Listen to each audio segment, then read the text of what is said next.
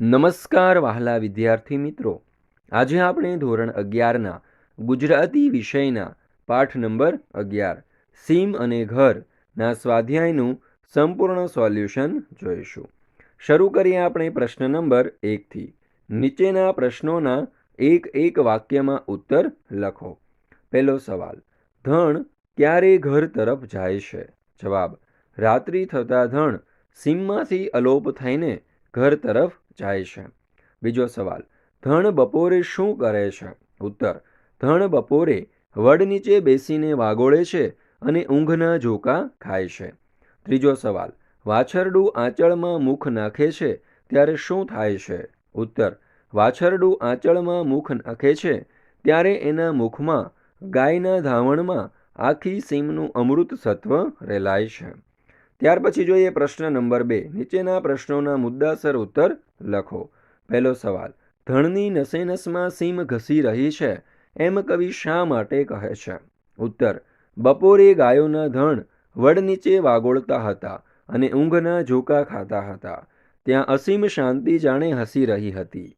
કવિને લાગે છે કે ધણની નસે નસમાં સીમની હરિયાળીમાં રહેલું અમૃત સત્વ વેગથી વધી રહ્યું છે. આથી કવિ કહે છે કે ધણની નસે નસમાં સીમ ઘસી રહી હતી. ત્યાર પછી જોઈએ બીજો સવાલ, ગમાણે બાંધેલી ગાયનું વર્ણન કરો. ઉત્તર, સંધ્યા થતાં જ ગાયોનું ધણ ઘેર પહોંચે છે. ગમાણમાં બગાઈઓ બણબણે છે. રાત્રિનો અંધકાર ગાયોની આંખમાં જાણે મેષ આંજે છે અને ગાયો ગમાણમાં જઈ ખીલે બંધાઈ જાય છે.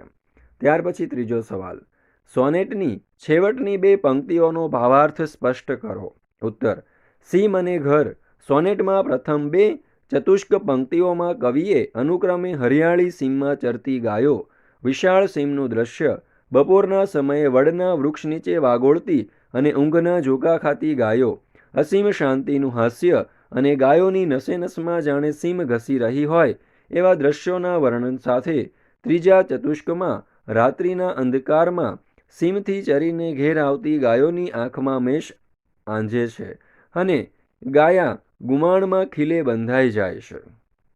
એવામાં ભૂખ્યા વાછરડા ગાયના આંચળમાં પોતાનું મુખ નાખે છે, અથાર્થ ધાવે છે. ત્યાં તો આખી સીમ પોતાનું અમૃત સત્વ એના મુખમાં રેલાવે છે. આમ કવિ છેલ્લી 2 પંક્તિઓમાં સમગ્ર કવિતાનું હીર પાથરી દીધું છે. જાણે ગાયના આંચળમાંથી વાછરડાના મુખમાં જતું દૂધ એ આખીએ સીમનું હીર નવનીત છે. કવિ કેવો સરસ ભાવ પલટો લાવ્યા છે. ત્યાર પછી આપણે જોઈએ ચોથો સવાલ, સીમ અને ઘર એ આપણે જીવંત ચિત્ર જોતા હોઈએ તેવું સોનેટ છે. આ વિધાનની સાર્થકતા સિદ્ધ કરો. ઉત્તર, સીમ અને ઘર સોનેટમાં કવિએ સીમમાં ચરતી ગાયો, વડલાની નીચે વાગોળતી ગાયો, ઊંઘના ઝોકા ખાતી ગાયો, ચારે બાજુ પથરાયેલી અસીમ શાંતિ, નસે નસમાં ઘસી રહેલા સીમનું આબેહૂબ વર્ણન કર્યું છે. પ્રકૃતિના આ શાંત વાતાવરણમાં સાંજ થતાં સીમથી ઘર તરફ જતી ગાયોનું ધણ, ઘેર આવીને ગમાણમાં પ્રવેશતી ગાયો, ગમાણમાં બણબણતી બગાઈઓ અને ભૂખથી ટળવળતા વાછરડા માટે પ્રયોજેલ ભૂખની ઉઘડતી ખાઈઓ શબ્દનો પ્રયોગ, ખીલે બંધાતી ગાયો અને ગાયના આંચળને વળગી ધાવતા વાછરડા અને એ ધાવણમાં વરસેલું આખી લીલીછમ સીમનું સત્વ વગેરેનું ક્રમશઃ કરેલું તાદર્શ વર્ણન જોતા સમગ્ર સોનેટમાં સૌંદર્ય કેવું સરસ નિખરી રહ્યું છે તેની પ્રતીતિ થાય છે.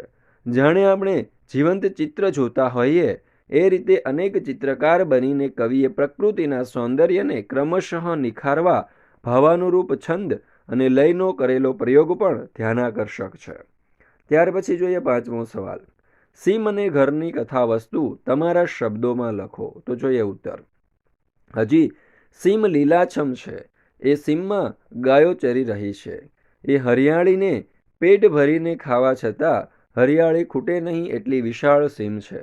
રાત પડવા આવી છે. હવે રાત્રિના અંધકારમાં ગાયો અદૃશ્ય થઈ જશે અને સૌ ગાયો ઘર તરફ ચાલી જશે. અત્યારે તો બપોરનો સમય થયો છે. વડના વૃક્ષ નીચે વાગોળતી અને ઊંઘના ઝોકા ખાતી ગાયોને જોઈને અસીમ શાંતિ હસી રહી હતી. ગાયોની નસે નસમાં જાણે સીમ ઘસી રહી હતી. ગાયો ઘેર પહોંચી ત્યાં ગમાણમાં બગાયો બણબણે છે અને અતિશય ભૂખ લાગવાથી વાછરડાના પેટ ઊંડા ઉતરી ગયા છે. રાત્રિનો અંધકાર ગાયોની આંખમાં મેષ આંજે છે અને ગાયો ગમાણમાં જઈને ખીલે બંધાઈ જાય છે. એવામાં ભૂખ્યા વાછરડા ધાવવા માટે ગાયના આંચળમાં મુખ નાખે છે. ત્યાં તો વાછરડા એમના મુખમાં આખી સીમમાં રેલાતા અમૃતમય સત્વનો આસ્વાદ માણે છે. દોસ્તો, આ પાઠનો ધ્યાનપૂર્વક અભ્યાસ કરવા બદલ આપ સર્વનો ખૂબ ખૂબ આભાર.